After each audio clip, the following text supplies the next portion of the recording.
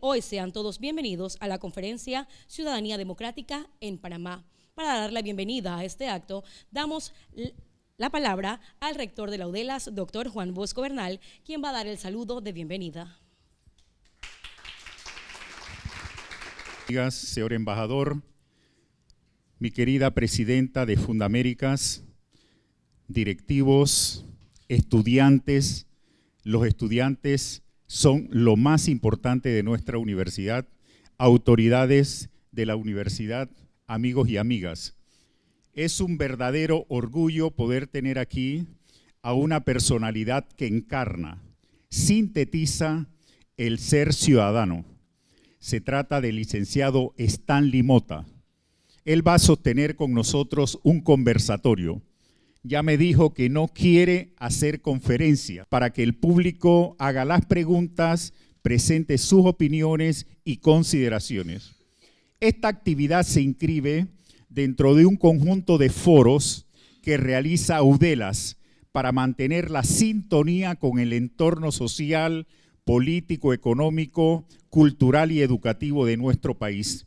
Y es fundamental para nuestros estudiantes. En el pensum de estudio de sus carreras no aparece la asignatura ni el curso denominado Ciudadanía Democrática.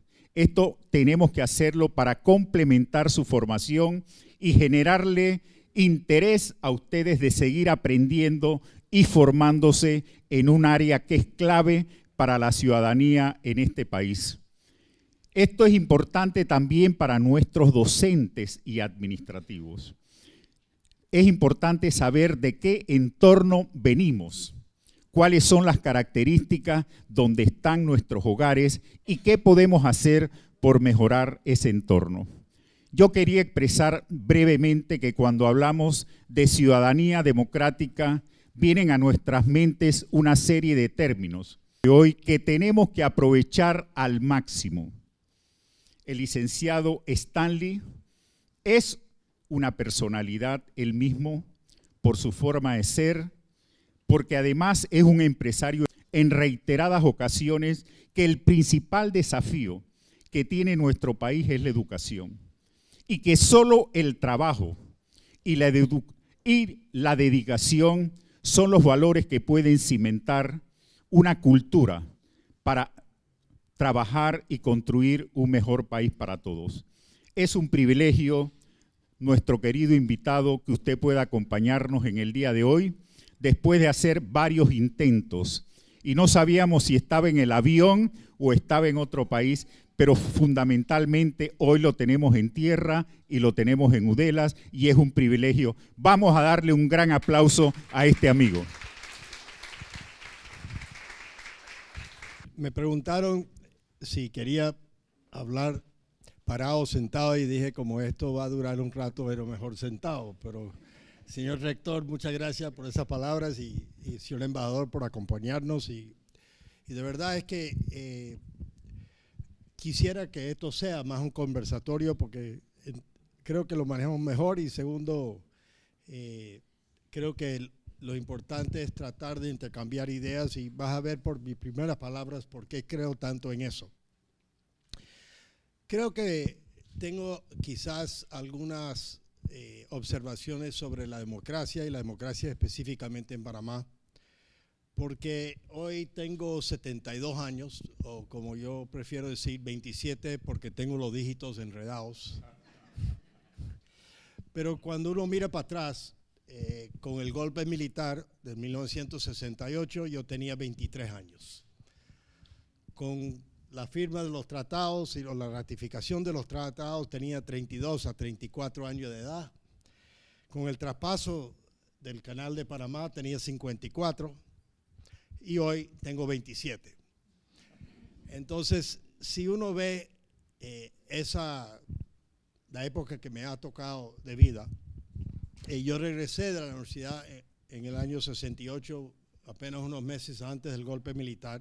Viví por la época del comienzo de la democracia y hemos vivido los últimos 6 presidentes en la democracia, viéndolo, tratando de perfeccionárselo y teniendo sus altos y bajos, lo cual yo creo que cada uno de nosotros tenemos una opinión de que si hemos ido fortaleciendo o debilitándonos en ese camino.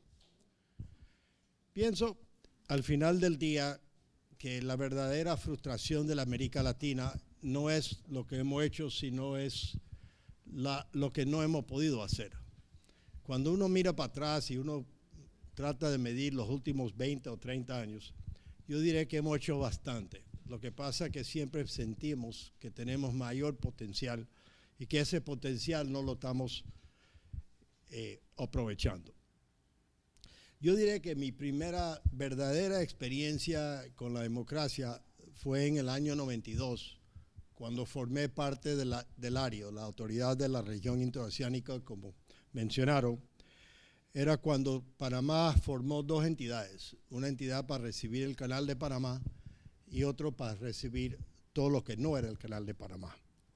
Y había una parte de la directiva que quisiera entregarlo gratis a la escuela porque era parte de la iglesia, etcétera, etcétera.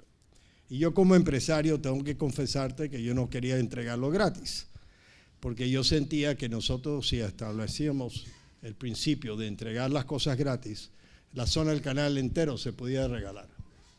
Y por lo tanto, me recuerdo formando una conversación y una de las cosas que hacíamos para ponernos de acuerdo es dejar las cosas pasar un poco y dedicarles más tiempo.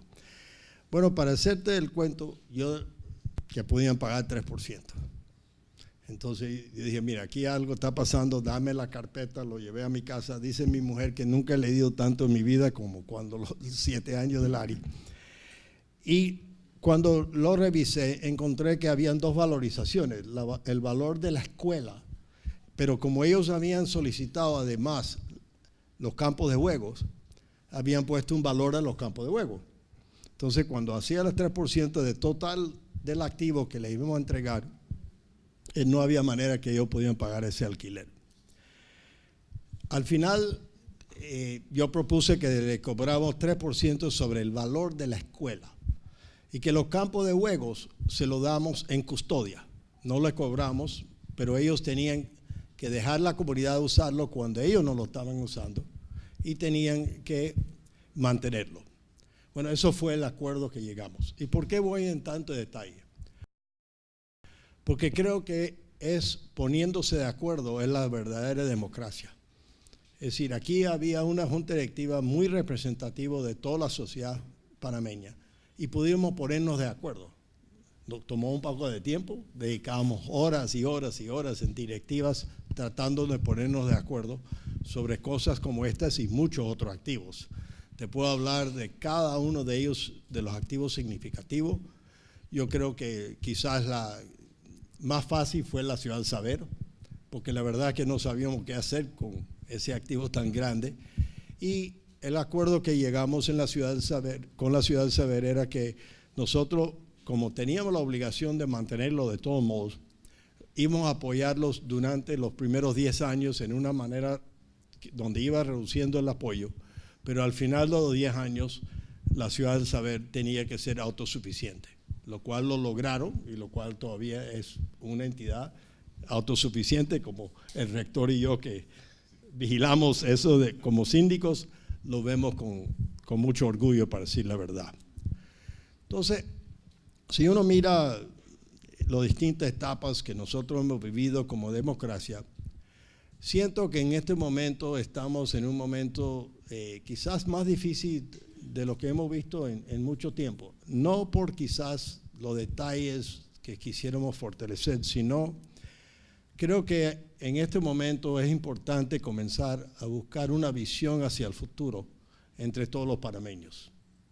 Porque la verdad es que desde vamos a decir, del 68 hacia adelante, el gobierno militar de Omar Torrijos tenía la visión de recuperar el Canal de Panamá. Es una visión que todos nos pusimos de acuerdo, no importa de qué forma de gobierno venía, pero que todos queríamos recuperar el Canal de Panamá. Cuando entra el traspaso, teníamos la visión de incorporar las áreas revertidas aparte de la zona del canal y obviamente a muy poco tiempo la expansión del canal de Panamá. Entonces hemos tenido como una visión democrática de todo el mundo de que estos son cosas buenas para nuestra nación y cosas que tenemos que implementar y que tenemos que hacerlo en común acuerdo, aunque siempre hay detalles en los cuales uno o el otro no está de acuerdo. Pero yo creo que en estos momentos la pregunta que yo le haría a todos ustedes, incluyendo los estudiantes, es ¿cuál es nuestra visión hacia el futuro? No solamente por la parte económica, sino como país. Entonces los profesores de esta universidad y de todas van a competir contra una universidad virtual, contra un profesor que puede dictar clases a la hora y cuando el estudiante quiere. Entonces el mundo está cambiando muy rápidamente. En su reciente libro, Tom Friedman escribió un libro que se llama Thank You for Being Late, o Gracias por llegar tarde. Y el título viene porque él dice que en el mundo en cual nosotros vivimos es de tanto compacto que nunca tenemos tiempo para relajarnos y de verdad pensar. Y Tom dice que cuando iba a publicar este libro y se estaba organizado, y Tom dice que en el índice del libro buscó Facebook y él no había escrito sobre Facebook. Entonces estamos hablando 13 años después que Facebook es quizás una palabra común en el mundo entero, pero en el 2004 no existía. En el mundo, no existía, pero no tenía, vamos a decir, la importancia que hoy tiene. Entonces, con esta visión de qué queremos como país y con la velocidad y el argumento de Tom en su libro, que la verdadera velocidad del mundo comienza con el 2007, cuando el iPhone y Google, Facebook y todo comienzan a despegar. Es la pregunta que yo me hago a mí mismo. Siento en este momento fortalecer la democracia va a necesitar una visión de qué queremos en común, de qué podemos lograr en un futuro cercano y cuál es ese objetivo. Una de las cosas que yo he dicho o usado repetidamente, especialmente para la gente joven, es que uno tiene que soñar, uno tiene que decir a dónde quiero llegar. Y ese sueño en tu vida no es permanente, va cambiando. Y ojalá se va extendiendo más allá de lo que originalmente pensabas que era tu objetivo inicial. Pero yo le digo a la gente que la vida es un poquito como cuando un autor está escribiendo una novela. Él sabe perfectamente bien cómo va a terminar la novela cuando él comienza a escribirlo. Él sabe que si el héroe va a morir, si el héroe va a sobrevivir, que si quién va a ganar o lo que sea. Y yo le digo que eso es la visión que uno tiene que tener en su vida. ¿Cómo yo quiero que esto termine? Y cuáles son los capítulos que yo tengo que escribir en mi libro personal para llegar a ese objetivo que tengo a largo plazo. Si uno comienza a soñar y decir, bueno, yo cómo quiero ver mi vida, cuando llego al final, ¿qué quiero decir? ¿Cuáles son los capítulos que quiero escribir para poder llegar a esa visión que yo tengo sobre mi vida personal? Pienso que la vida a mí me ha dado obviamente muchas oportunidades, pero la verdad es que el crédito lo lleva mucha gente, no yo. Yo quizás sea el facilitador, el hombre que sabe cuándo meterse y cuándo dejarlos solos, pero la verdad es que yo creo que yo sigo escribiendo mi libro, yo sigo agregando capítulos y uno de los capítulos de los cuales estoy muy orgulloso era el ARI, porque sentí que era la democracia en práctica, no una democracia quizás teórica, no era una democracia de ir solamente a votar cada 5 años, sino una democracia de coordinar junto con los otros panameños que me acompañaron y con la administración del doctor Barletta y otros, que nos dio la oportunidad de verdad de implementar algo democrático en nuestro país. Con esas palabras creo que podemos iniciar y quizás el doctor Bernal va a hacer la primera pregunta o algo así, no sé. Obviamente son muchos los desafíos, grandes los retos, y el gran reto, ¿cómo quisiéramos nosotros que fuera nuestro país, Panamá, en los próximos 10 años, 15 años? ¿Cómo desearíamos? ¿Qué características debería tener ese país? Algún estudiante puede expresar su punto de vista, algún profesor, de modo tal que por allí podemos empezar a conversar.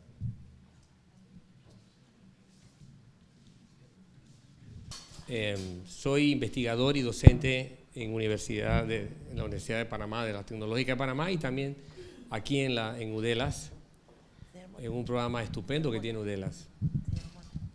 Conozco al señor Stanley Mota ya de hace algún tiempo. Mi nombre es Danilo Toro y creo que el señor Stanley Mota ha sido exageradamente modesto en su presentación, y yo quiero pues provocarlo un poco.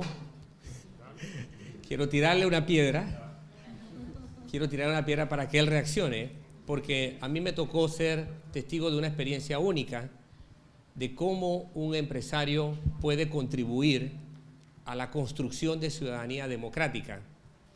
Hace una década, los panameños tuvimos que haber votado sobre la expansión del canal. Por mi trabajo yo me relaciono con muchos empresarios, pero con Stanley me pasó algo impresionante. Me llamó un día y me dice, quiero que me ayudes a algo. Le digo, ¿qué? Me dice. Me dio la lista de las empresas en las que él participa, ya la persona que lo presentó lo dijo, y dijo, quiero organizar un debate en cada empresa sobre lo que es la expansión del canal, la importancia que representa para el país, qué se ve en perspectiva. Por favor, ir de empresa en empresa para que toda la gente que quiera participar en cada empresa lo haga, que debata, que pregunte, no importa qué posición asuman, pero quiero que el tema se agote hasta lo último. Me impresionó ver a una persona como él, preocupado para que los ciudadanos que tenían que votar recibieran información y además debatieran sobre eso. Y lo hicimos, no sé si lo recordarás, fue hace una década, y lo hicimos en cada empresa y fue una experiencia increíble. Nunca he vuelto a tener una experiencia como esa, como consultor o como profesional o como ciudadano, yendo de sitio de trabajo a sitio de trabajo para que cada persona supiera ilustrar su voto.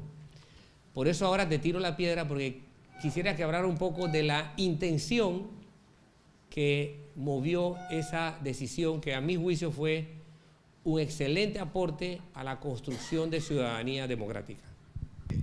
Estamos impulsando el referéndum para la construcción del tercer huevo exclusa y los políticos estaban apartados. Como no estaban seguros que si la población lo iba a apoyar o no, los políticos estaban, como dice, veremos qué pasa. Y una cosa que aprendí es que cuando no están pidiendo un voto para ellos, ¿para qué voy a ir a trabajar si esto no es para que yo salgo de legislador o de alcalde o lo que sea? Entonces, lo que pasó era que ellos de verdad lo aportaron, se apartaron del proceso, y yo veía esto como un proceso importante. Yo pensé que era importante que la gente entendiera. También, si recuerdas bien, Toro, que era el Canal de Panamá como organización no podía más que explicar el proyecto. Es decir, ellos tenían que quedarse completamente neutral y ellos solamente podían explicar, pero ellos no podían participar ni dirigir un debate ni a favor ni en contra. Entonces, ellos también estaban limitados en lo que ellos podían hacer por apoyar el proyecto en el cual ellos mismos creían mucho.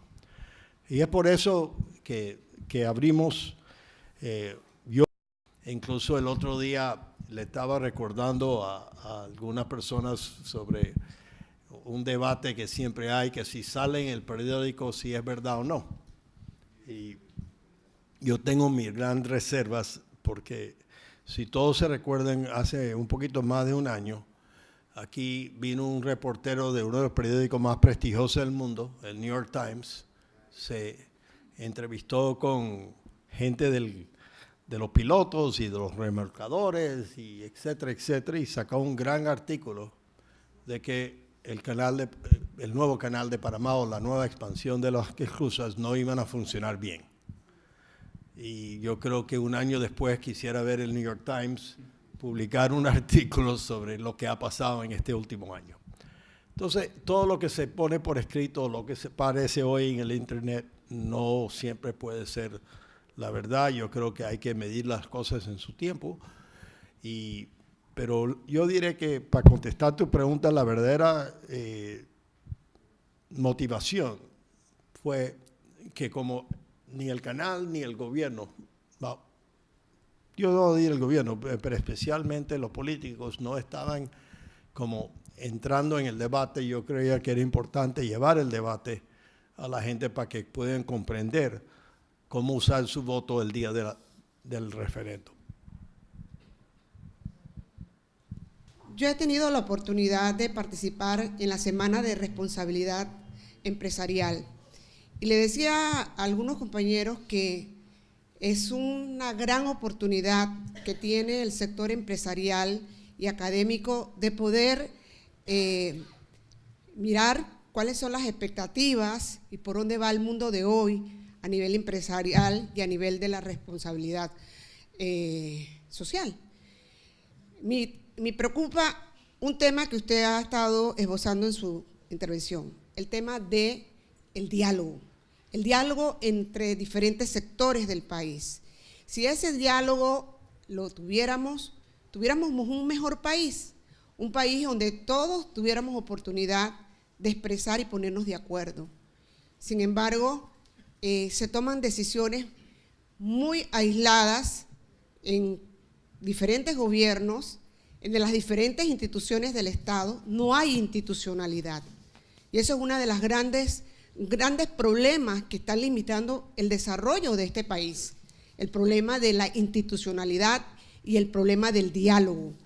Usted lo ha dicho, tenemos la mejor oportunidad del mundo, tenemos los recursos que ninguna vez soñamos, y en el resto de Latinoamérica yo creo que no hay país que tenga las mejores oportunidades que hoy día tiene nuestro país.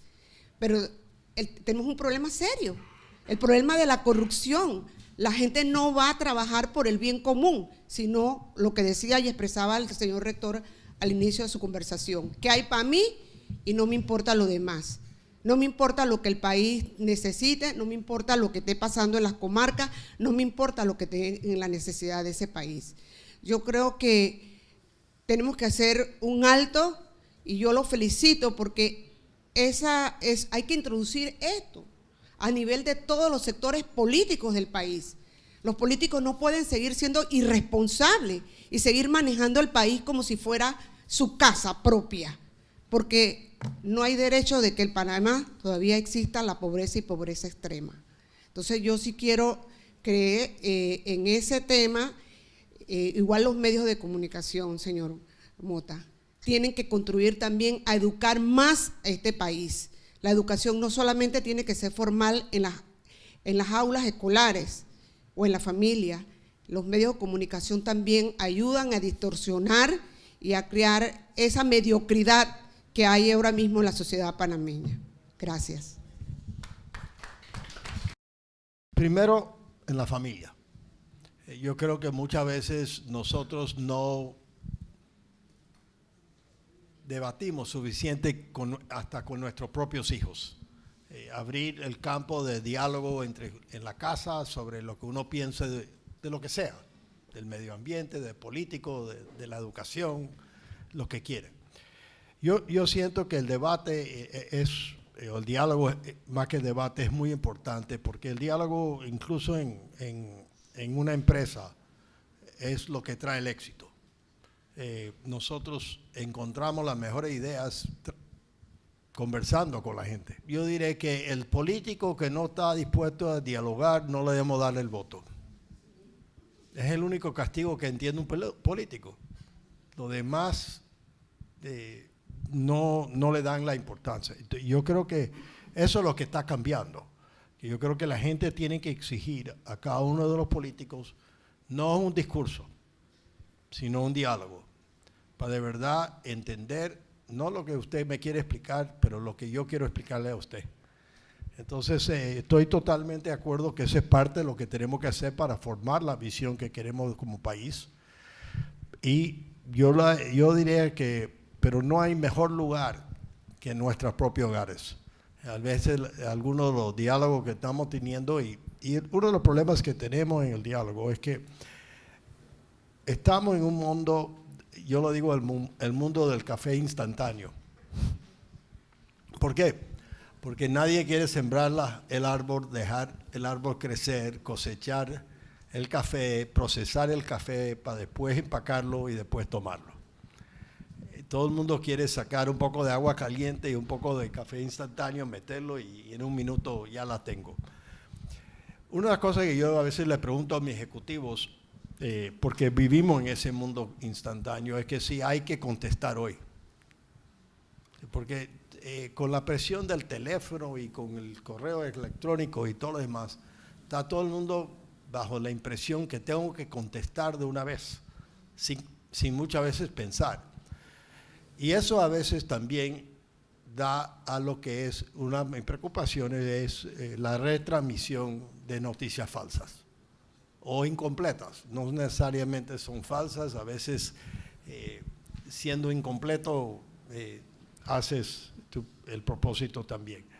Entonces yo le digo a la gente, lea con calma lo que estás viendo y toma la decisión si lo vas a compartir o no lo vas a compartir. ¿Cuál es el fuente? El fuente puede ser tan bueno como el New York Times, pero puede estar equivocado. Entonces tienes que formar su propio criterio sobre lo que está pasando y yo diré, como un poco más viejo, cogerlo con un poco más de calma. Mi nombre es Ana Elena Porras, estoy aquí como presidenta de la fundación de la Universidad Uddelas. Y bueno, apenas como para dar tal vez un marco conceptual a esta importante conferencia, decir que es más fácil normalmente para todas las naciones ponerse de acuerdo cuando tienen un agresor o un desafío que viene de fuera. En el caso de los panameños era más fácil, a pesar de que no fue nada fácil, ponernos de acuerdo con el tema del canal, porque el enemigo era en ese momento, digamos, Estados Unidos o los Sonians. Pero una vez que y normalmente pasa así con las naciones cuando se van a independizar y ese tipo, cuando tienen una guerra. Por eso muchas veces los políticos utilizan la guerra justamente para unificar a la nación y fortalecerse políticamente. Entonces, Panamá en ese momento podía visualizar ese desafío tan difícil, porque se trataba de nada menos una potencia tan importante como Estados Unidos, para lograr nacionalizar el Canal de Panamá y recuperar su soberanía en su territorio nacional. Una vez que esto se logra, que fue también como milagroso, mucha gente en el mundo todavía se lo pregunta cómo un país tan chiquito, sin un ejército, consiguió esta maravilla. Bueno, son muchas razones, obviamente. Los movimientos sociales, la diplomacia internacional y ese consenso que hubo con la gente que se convocó a los distintos sectores de Panamá a defender esa causa común. Ahora, frente a la democracia, nosotros estamos frente a nosotros mismos, entonces es más complicado. Incluso porque no definimos qué democracia que estamos hablando. ¿Ve? A veces, por ejemplo, me da la impresión de que algunos grupos están hablando de una democracia desde el punto de vista jurídico nada más, de las instituciones, la separación de los poderes, ese tipo de cosas. Y otros, ya claro, uno tiene sus deformaciones profesionales. Yo como antropóloga obviamente tengo la orientación más sociológica. También vemos la democracia como un tema económico, distribución de la riqueza. Entonces, por eso es que Panamá se complica, porque vemos que recuperamos una democracia después de una invasión tan traumática, ¿no? Pero esa democracia que es como formal, simplemente porque, bueno, porque votamos y elegimos a nuestros gobernantes, pero no es participativa, ni tampoco nos ha dado igualdad de oportunidades. A pesar de que ese gran logro de haber nacionalizado el canal y todo ha disparado nuestra economía, que debía habernos dado las grandes oportunidades para un desarrollo humano, que era lo que anhelábamos todos los panameños, especialmente aquellos grupos que tanto pelearon por la soberanía de Panamá y la nacionalización del canal, hay una decepción en el sentido de que estas ARIs, todas estas áreas que le llaman revertidas, aunque muchas de ellas no existían antes y se nacionalizaron realmente, ¿qué pasa? Como que hay una sensación de decepción de que las grandes mayorías no tienen una participación en esos activos, ¿no? O muy indirectos. Entonces, eso tenemos que traerlo en esa mesa, porque sí estoy de acuerdo en de que hace falta como un nuevo pacto social, algo así como esa mesa que nos habla acá el empresario Stanley Mota, en los momentos tan críticos para Panamá, de cómo asumir el canal y la zona del canal a su estructura jurídica del Estado Nacional, que fue una tarea enorme. Algo así tendríamos que hacer como un nuevo pacto, no solamente para la educación y para todo, sino también para ese pacto por la democracia, porque cuando hablamos de ciudadanos, es muy interesante cuando uno cambia las palabras, porque las palabras son muy políticas, no son neutrales. Entonces, el ciudadano viene a reemplazar la palabra de que pueblo, porque ese pueblo también, ¿qué significaba pueblo? Entonces, con el ciudadano parece como que desaparece el pueblo, es lo que le quiero decir. Entonces, hay que incorporar esas identidades, ¿no?, en palabras que a veces parecen un poco incoloras, pues, por decirle de alguna manera. Sí hace falta, y creo que efectivamente ese es nuestro gran reto, de presente y a futuro, fortalecer y profundizar nuestra democracia. Pero no solo una democracia jurídica, de separación de poderes, de castigo al ladrón y al corrupto, sino también una democracia económica que permita igualdad de oportunidades, mejor distribución de la riqueza, porque fíjese usted una cosa interesante, desde que se logró nacionalizar el canal es que uno puede estudiar que económicamente Panamá realmente comenzó a adquirir y a usar su propia riqueza, ¿no? Bien o mal, pero sí se dispararon los números del Producto Interno Bruto, pues, ¿no?, de Panamá y todos sus conglomerados económicos, como diría el doctor Barletta. Sin embargo, paralelamente se disparó la corrupción. Fíjese qué desgracia, qué pesadilla, ¿eh? En el momento en que adquiríamos más riqueza, que era el momento para desarrollar más proyectos de tipo social, bueno, como hay más plata, se disparó la corrupción también. Porque antes, claro, siempre había corrupción, pero como había poca plata, la corrupción también era más modesta. Ahora lo que pasa es que rompió la barrera del sonido porque empezó a entrar realmente más plata. Entonces, la cuestión de la democracia, por un lado, tiene que atacar el tema de la corrupción, porque la corrupción se lleva el dinero de los más pobres. Y también, claro, para los empresarios, y es algo en lo que podemos coincidir los distintos grupos sociales, la corrupción no le hace bien sino solamente a los corruptos, porque incluso ahuyenta las inversiones, porque los buenos empresarios necesitan una seguridad jurídica. Ahí podemos coincidir los grupos sociales, los trabajadores, los campesinos, las mujeres, los empresarios y todo. La corrupción es el enemigo. Y esa corrupción viene de todas partes. viene de adentro, viene de afuera. Yo no quiero extenderme porque me gusta hablar mucho, pero es nada más para decir por qué es que es tan complicado. Porque ya no es que el enemigo viene de fuera, sino que está aquí adentro. Gracias. Hay que admirarlo en dos etapas y quizás criticarlos mucho en su etapa en el medio. La construcción del Canal de Panamá en el 1904 hasta el 1915 fue un proyecto enorme que un país como la nuestra nunca hubiera podido hacer por muchísimos años. Y tenemos que admirarlo. Para darte una estadística que a mí siempre me ha impresionado sobre el proyecto del Canal de Panamá, los Estados Unidos tenían un gobierno federal mucho más pequeño de lo que es hoy día, porque en 1904 los Estados Unidos eran una federación de estados más que un gobierno central. No hubo impuestos a la renta federal en los Estados Unidos hasta la Primera Guerra Mundial en 1916. Cuando ellos aprueban el Canal de Panamá, el proyecto, el presupuesto que se iba a gastar en 10 años para hacer el Canal de Panamá era el tamaño del presupuesto nacional por un año. Entonces, tienen que poner en ese concepto, es como si alguien va a la Asamblea de Panamá y dice, vamos a construir en otro país en los próximos 10 años el presupuesto total de un año. No lo haríamos nunca, pero ellos sí lo hicieron. Por eso admiro no solamente la parte de ingeniería, pero también la visión de poder hacerlo.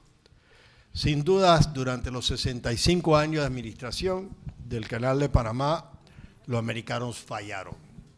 Y fallaron enormemente contra la República de Panamá, porque al final del día, cuando uno tiene la visión 2020 viendo para atrás, ellos lo consideraban como un base militar.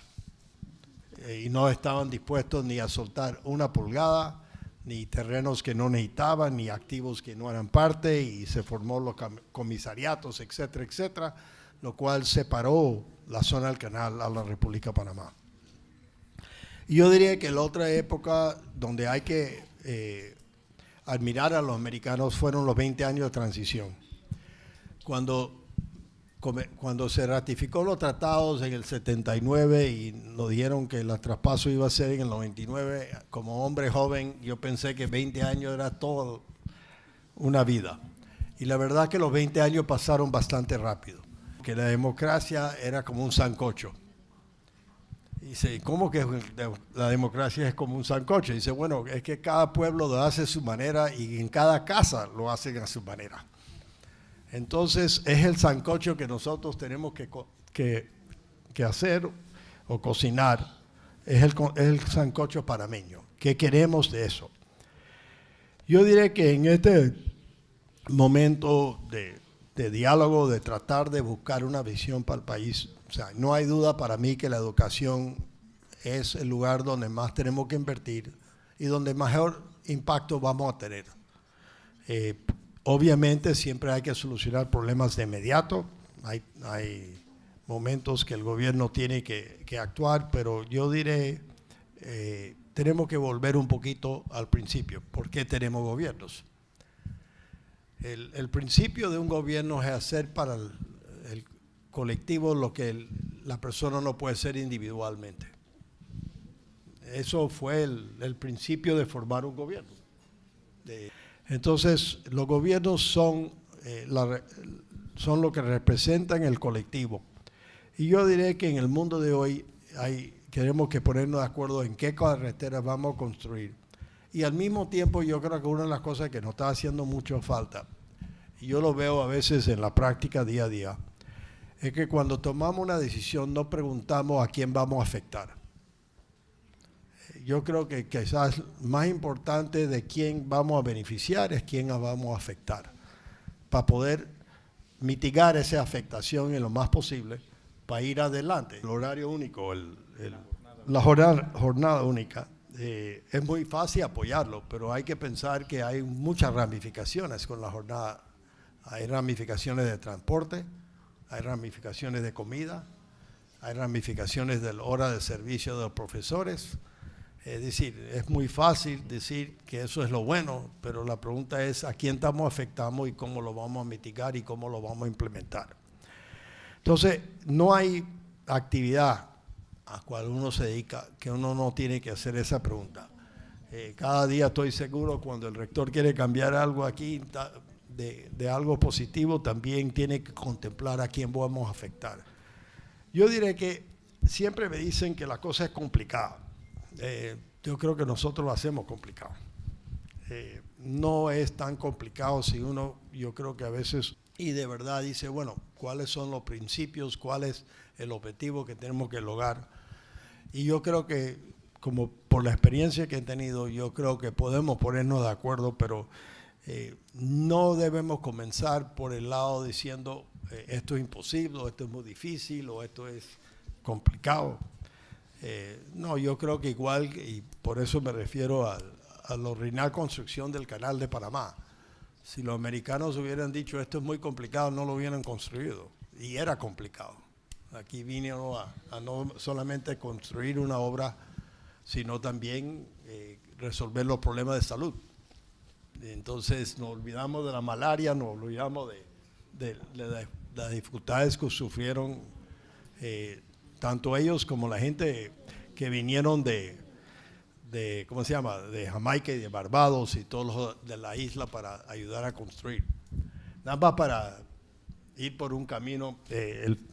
Semana pasada estuve en Washington en un almuerzo y me tocó sentarme con el ex secretario de Estado Colin Powell, que era general del ejército americano y muy distinguido americano. Y en el almuerzo de repente le dije, señor secretario, usted y yo tenemos algo en común. Y me dice, señor Mota, usted y yo que tenemos, usted de Panamá. Y yo, sí. Dice, pero es que tu abuelo y mi abuelo ambos vinieron de Jamaica. Entonces, obviamente, él estaba muy sorprendido. Pero él también tenía parientes que habían venido de Jamaica a Panamá para la construcción del canal. El mundo es mucho más chiquito de lo que uno piensa. Para la mañana de hoy tengo una pregunta que es ¿cómo hacer que la juventud forme parte de las leyes de nuestro país y así lograr una mejor democracia y involucrarnos a nosotros los jóvenes? Porque nosotros somos el futuro de nuestro país. Y muchísimas gracias. Mira, yo creo que la respuesta es más fácil de lo que a veces uno piensa. Yo creo que la juventud tiene que opinar. Hablé del debate en la casa, yo creo que debe debatir en su casa, pero yo creo que la juventud debe expresarse. Hoy día, vamos a hablar en claro, hace 20 o 30 años, e incluso hoy algunos todavía piensan así, que para poder expresarse había que ir a la calle. Yo creo que el mundo ha cambiado. Yo creo que el mundo quiere oír de la juventud cuáles son sus razones, cuáles son sus preocupaciones, cuál es su propósito, qué es lo que proponen, más que su propósito. Yo diría, ¿qué es lo que la juventud quiere proponer? Yo creo que no es tan complicado. De nuevo, soy un hombre que me gusta, en la medida posible, tratar de simplificar la cosa y llegar al mismo grano de cuál es el problema. Yo creo que la América Latina, la agenda es común, pero es increíble que lo que ustedes deben más apreciar y que nos olvidamos cada día es que vivimos en paz. Porque hay muchos lugares del mundo donde no es tan fácil llegar a la escuela, porque hay guerra, porque hay violencia y hay cosas que nosotros. Panamá tiene dos cosas que yo creo que son fundamental y por eso yo creo que nos da quizás el apoyo social que necesitamos para construir un futuro mejor. En Panamá no hay discriminación racial y no hay discriminación religiosa. Eso lo asumimos como si era lo más natural del mundo, pero hay muchos lugares en el mundo donde esas dos cosas no existen. Entonces, para contestar tu pregunta, no tengan miedo de expresarse en las redes, en los periódicos, en donde quieran. Pero lo que hay que hacer es desarrollar muy claramente la idea y cómo los quieres apoyar. Primeramente quiero decir unas palabras, resaltar que estamos en un área que anteriormente no podíamos estar nosotros los panameños y que fueron por el sueño de panameños que se atrevieron a luchar por nuestro país y por este territorio. Esto no lo podemos dejar pasar y pensar de que bueno, ya pasó, no, esto se cumplió gracias al sueño de que tuvieron algunos panameños. La primera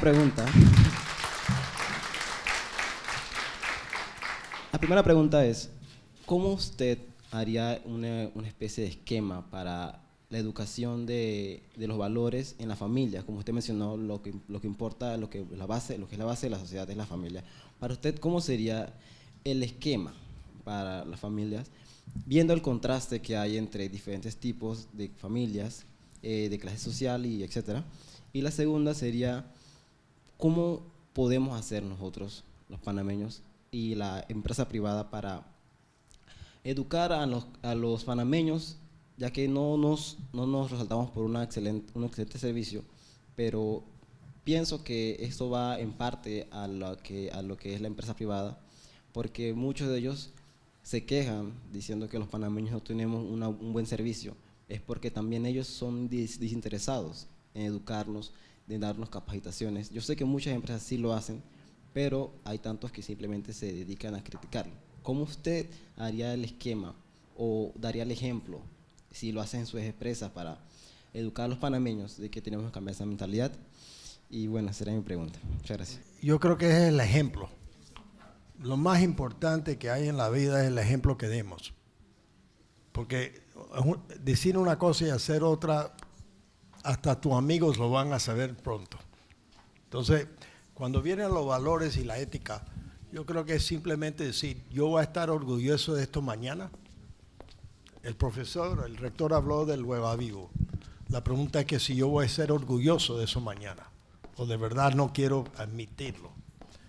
Y si mis amigos lo aceptan como algo bueno, también ahí estamos hablando los valores de lo que nosotros queremos como país. Entonces yo diré que más que nada es practicarlo y pensar antes si esto, lo que voy a hacer, cumpla con esos valores y la ética que yo quiero. En lo que refiere a la empresa privada y la educación, ahí sí tengo quizás un propósito, una propuesta más integral. Yo presido la Junta Directiva de Copa, que no tiene que pasar por entrenamiento. Y es un poco por obligación. Vamos aquí a hablar en claro, no solamente por ser voluntario, pero yo creo que ya nos hemos llevado a los otros campos donde no es obligación. Pero yo soy obligado a entrenar pilotos, aeromosas, mecánicos, personas en el counter que manejan la computadora, personas en el gate, hasta los estibadores de cómo cargar un avión para que el peso tenga la distribución necesaria. Entonces, como organización, tenemos mucha educación. Y yo creo que lo que hace falta en Panamá es que más empresas, y eso es un gran retorno. La educación le permite a las empresas, y en cada una de las empresas nosotros estamos aumentando los presupuestos de educación y los presupuestos de entrenamiento. Recientemente leí un libro sobre esto y hay algo que me interesó y tengo la gente trabajando sobre eso hoy día. Es decir, es una educación apoyada por la empresa más libre, más abierta. No lo hemos concretado todavía, pero te aseguro en el próximo año lo tenemos que ir a ser contable. Yo puedo entrenarlo cómo ser mejor cajero, pero en la mente de la organización nosotros no sabemos que si él quiere ser contable. Y si él quiere ser contable mañana, nosotros debemos apoyar esa educación. Es el concepto abierto que esperamos llevar a cabo con algo que tenemos que aprender de cómo implementarlo en las empresas. Entonces, yo creo que hay dos cosas, entrenamiento y educación. Pero vuelvo un poquito también sobre la pregunta. La pregunta que yo haría, y a veces lo hago cuando estoy entrevistando a alguien, le digo, ¿cuál es el último libro que has leído? Y ese agarra a mucha gente fuera de base. Digo, no importa que sea una novela o sea algo sobre su profesión o sea algo que alguien te recomendó, pero yo creo que, ¿por qué digo eso? Porque yo creo que hoy día, como dije quizás al principio un poco, que la educación es la obligación de cada uno de nosotros, es una responsabilidad individual. Usted puede ingresar, apuntar, registrarte aquí en Udelas y puedes asistir o no asistir. Puedes dedicarte las horas que quieras o no. Pero la responsabilidad individual es lo que es la educación. Pero yo diré que hay dos cosas. Uno, la responsabilidad individual, qué es lo que las empresas pueden hacer. Y yo iré un punto más para quizás en el futuro, es cómo el gobierno puede incentivar que las empresas privadas gasten más en educación. No solamente que sea un gasto deducible, sino quizás hasta con una obligación. Porque solamente yo pienso que las universidades y todo pueden apoyar enormemente para darnos la materia prima que nosotros necesitamos, pero nosotros siempre lo vamos a tener que terminar en las empresas, enseñando qué es lo que estamos implementando, cuáles las últimas cosas que estamos haciendo y el porqué de que estamos haciendo. El entrenamiento dentro de la empresa privada tiene que formar una parte mucho más importante de nuestra educación en el futuro. Qué difícil, ante la brillantez de todo lo que se ha dicho aquí, decir algo. Sin embargo, en razón de la pregunta que le hace la joven estudiante a nuestro estimado amigo Stanley, pues no me queda más remedio que irme por ahí. Todos sabemos que el señor Stanley es exitoso, sus empresas lo demuestran. Pero, ¿quién era Stanley Mota antes de ser un empresario exitoso? ¿Cómo fue su juventud de estudiante? Es una pregunta retórica, pero muy interesante que tal vez nos pueda usted comentar algo. Porque le quiero recordar a la joven estudiante que preguntó hace un momento, todos los que estamos aquí presentes con un poquito más de edad que ella, fuimos jóvenes. Tuvimos sueños, algunos los conseguimos, algunos seguimos luchando por ellos, algunos trabajamos en una empresa, otros hicimos las propias. Pero todos hemos sido jóvenes y lo importante es que, bueno, yo tengo 56 años, 25 de experiencia y 30 del resto. No soy un joven del resto con 25 años de experiencia, pero seguimos siendo jóvenes y el valor de la juventud, como dijo el señor Stanley, es atreverse a empoderarse. Nos pueden empoderar, ciertamente, pero el éxito está en empoderarnos a nosotros mismos para ser cada día mejores ciudadanos. Stanley, la frase clave para mí de todo lo que ha sido aquí expuesto es que no se trata de lo que no hemos hecho, se trata de lo que nos queda por hacer. Y lo que nos queda por hacer es una obligación de cada ciudadano hacerlo, cueste lo que cueste. El señor rector vio que me costó un poquito llegar aquí. Cuando el señor Stanley llegó a la hora puntual como reloj suizo, y el señor rector lo comentó, a mí me encantó eso, porque para mí no hay nada como la puntualidad. Pero a mí, para llegar a tiempo, me toca llegar media hora antes, una hora antes, porque la necesidad que a veces se sucede de que nuestras estructuras no están preparadas para que nosotros lleguemos cómodamente, me he acostumbrado a eso. De manera que la democracia, que tiene una historia antiquísima, aún antes de las polis griegas, se hablaba de zonas democráticas en la India, para mí se resume en la ciudadanía. Y hoy en día el regalo que nos dio la democracia para mí es la libertad de empoderarnos, de hablar, la libertad de hacer, pero sobre todo la libertad de superarnos, de realizarnos como seres humanos. Entonces, ser ciudadanos, ser jóvenes y seguirlo siendo durante los años que nos quedan de regalo en este mundo, se resumen en hacer lo correcto en el momento correcto. Y brevemente, ¿cómo era Stanley Mota de estudiante? Gracias. Yo tengo cédula 8, pero la verdad es que crecí en Colón. Mi papá, el negocio, él era socio con su hermano mayor y él, el hermano mayor lo mandó a abrir una tienda en Colón. Y de ahí mi papá entonces formó parte de formar la zona libre de Colón. El Monte Internacional tiene el primer contrato en la zona libre. Y entonces yo crecí en Colón. Y en Colón en ese momento me enviaron a la escuela de la zona del Canal porque era la mejor escuela que había. Y yo estudié allí hasta el 9º.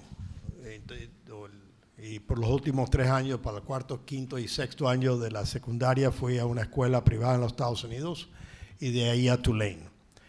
En Tulane comencé a tomar algunos cursos de posgraduado, pero decidí regresar a Panamá porque encontraba que en ese momento el posgraduado en los Estados Unidos era muy enfocado a los Estados Unidos, no estaba enfocado a una educación internacional, sino más bien uno local. Yo diré que una de las cosas que yo aprendí de estudiante y quizás la ventaja más grande que saqué de ir a una escuela internado de secundaria fue que todo el mundo en la escuela hacía todo lo mismo a la misma hora. Es decir, uno desayunaba a la misma hora, iba a la clase a la misma hora, jugaba deporte a la misma hora y estudiaba de noche a la misma hora y te acostaba a la misma hora. Es decir, es un poquito militar. Yo digo eso a mis nietos porque a veces que encuentro que uno estudia por la tarde y la amiga la llama y después el otro que está estudiando en la noche, el amigo lo llama y entre los dos ahí se quedaron. Y eso me dio, yo diré que de verdad, tanto en la primaria, pero más que nada yo diré que en la escuela de internado me dio una disciplina. Y una disciplina que no es fácil en el mundo de hoy, pero creo que me ayudó muchísimo en estudiar y después en la universidad, que era mucho más liberal en su horario de imponer mi propia disciplina. Yo diré que si yo miro para atrás, tuve unos profesores muy buenos y que me ayudaron enormemente, pero yo diré que lo que más me quedó era la disciplina. La disciplina del horario, la disciplina de tratar de estar a tiempo, la disciplina de poner. En lo otro, yo siento que como estudiante, eso es quizás lo que me recuerdo. Nunca fui primero en la clase y nunca fui el último en la clase. Pero sí estuvo en la clase. Yo diré que si quizás la experiencia que más he contado de ser estudiante para mí fue en la universidad. En segundo año de universidad estaba en la escuela de negocios. Había obligatoriamente un curso de contabilidad. Y me fue muy mal en el primer examen. Me dediqué a estudiar como loco para la segunda examen. Y bueno, estudié. Yo creo que todavía tengo el libro y las hojas de ese capítulo son mucho más marcadas que lo demás. Y estudié. Bueno, tomé el segundo examen. Y cuando a las 3 semanas el profesor estaba regresando los exámenes, regresó los exámenes a todos los miembros de la clase, menos a mí.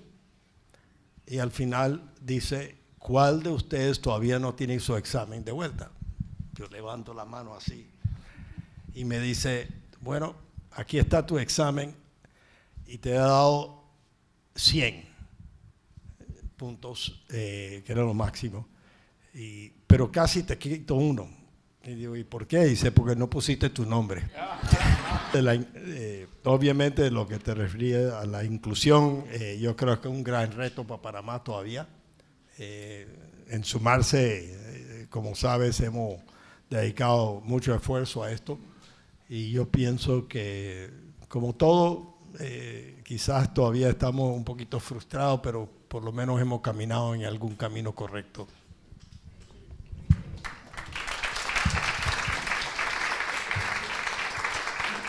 Desde nuestros primeros años, la vida del ser estudiante, el compromiso de ser ciudadano. Hemos hablado de la visión. Tenemos que, como sociedad, tener una visión. ¿A dónde queremos llegar en los próximos años? Pero esa construcción tenemos que hacerlo con una participación democrática. Y esa construcción democrática la podemos ejercer no solo en las calles y tampoco en la asamblea. La podemos ir construyendo desde los hogares, en la escuela, en los círculos en donde podemos movernos. Queremos expresarle la gran gratitud que sentimos como universidad de tenerlo aquí, nuestro querido amigo, licenciado Stanley Mota, por estas grandes lecciones de vida que nos ha ofrecido. Esperamos que su nombre quede aquí guardado y atesorado en nuestra universidad y que no lo olvide, y no se olvide de Uddelas en ningún momento. Queremos seguir manteniéndolo como un gran aliado y como un gran amigo. Como testimonio,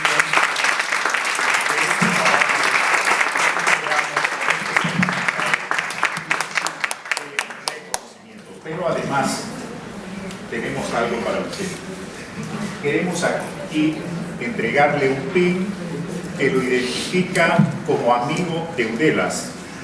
Si nos lo permite, le puedo colocar este pin aquí en el ojal de su vestido. Y viene con otro diploma.